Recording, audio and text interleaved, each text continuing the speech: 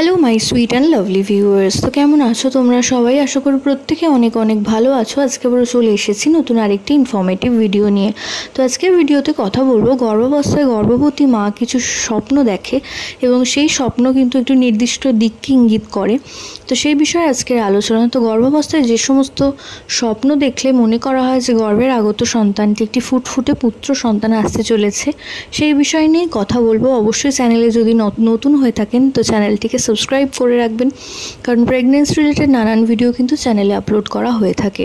তো গর্ভাবস্থায় যদি দেখেন কোনো গর্ভবতী মা তার ঘুমের মধ্যে কালো রঙের কোনো সাপকে তার আশেপাশে বা কোলের মধ্যে দেখেছেন ঘুমের সময়, তো সেক্ষেত্রে ধারণা করা হয় যে গর্ভের আগত সন্তানটি একটি ফুটফুটে পুত্র সন্তান আসতে চলেছে। এছাড়াও গর্ভাবস্থায় ফলের মধ্যে আম এবং শুকনো নারকেল দেখলেও মনে করা হয় যে গর্ভের আগত সন্তানটি একটি পুত্র সন্তান।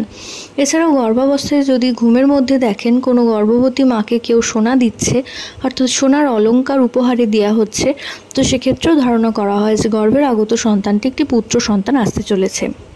এছাড়াও চতুর্থত যদি দেখেন গর্ভে কোনো শোল মাছের স্বপ্ন আপনি দেখছেন, তো সেক্ষেত্রে ধারণা করা হয় যে গর্ভের আগত সন্তানটি একটি ফুটফুটে পুত্র সন্তান আসতে চলেছে। তো আশা করছি ভিডিওটা আপনাদের কাজে আসবে। প্রত্যেকে ভালো থাকুন, সুস্থ থাকুন, সাবধানে থাকুন এই কামনা করে ভিডিও এখানেই শেষ করছি। নমস্কার।